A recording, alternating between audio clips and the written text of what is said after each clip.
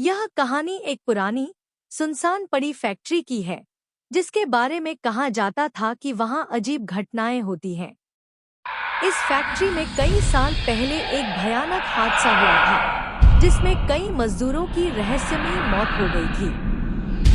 तभी से फैक्ट्री बंद पड़ी थी और गांव के लोग उसे भूतिया फैक्ट्री कहने लगे थे। कहानी की शुरुआत। अजय, रोहन और सीमा तीन दोस्त थे जो रहस्यमय जगहों की खोज करने में दिलचस्पी रखते थे।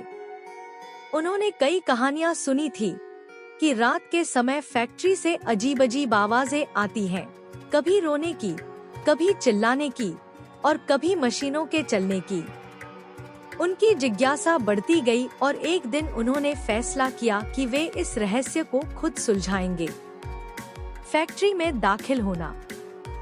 रात के समय जब पूरा गांव सो चुका था, तीनों दोस्त टॉर्च और कैमरे लेकर फैक्ट्री पहुंचे। दरवाजा जंग लगा हुआ था, लेकिन हल्के से धक्का देते ही वह चरमराते हुए खुल गया। अंदर घना अंधेरा था और धूल जमी हुई थी।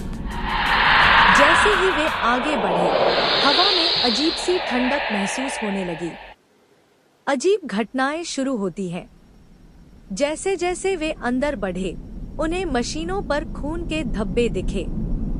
अचानक एक पुरानी मशीन अपने आप चालू हो गई और तेज आवाज करने लगी। वे घबरा गए, लेकिन हिम्मत जुटाकर आगे बढ़े। तभी उन्हें ऐसा लगा कि कोई उनके पीछे चल रहा है। जब उन्होंने मुड़कर देखा तो वहां कोई नहीं था, लेकिन उनकी टॉर्च की रोशनी में एक परछाई हिलती दिखाई दी। डरावना सामना। अजय ने कैमरा ऑन कर लिया और चारों तरफ रिकॉर्डिंग करने लगा। अचानक रोहन जोर से चिल्लाया, यहाँ कोई है। सीमा और अजय घबराकर उसकी ओर भागे। रोहन ने कांपते हुए एक दीवार की ओर इशारा किया, जहाँ किसी ने लिखा था, यहाँ से भाग जाओ, वरना तुम भी मर जाओगे। तभी एक जोरदार चीख सुनाई दी और उनके सामने एक धुंधली आकृति प्रकट हुई। वह एक अजली आत्मा थी, जिसकी आंखों से खून टपक रहा था। तीनों दोस्त डर के मारे भागने लगे, लेकिन दरवाजा अपने आप बंद हो गया। रहस्य का खुलासा। सीमा को अचानक याद आया कि उसके दादा ने बताया था कि इस फैक्ट्री के मालिक ने मजदूरों को जलाकर मार दिया था और उनकी आत्माएं यहाँ भटकती हैं। उन्होंने हिम्मत जुटाई और प्रार्थना करने लगे। तभी आत्मा ने एक आखिरी चीख मारी और धीरे धीरे गायब हो गई।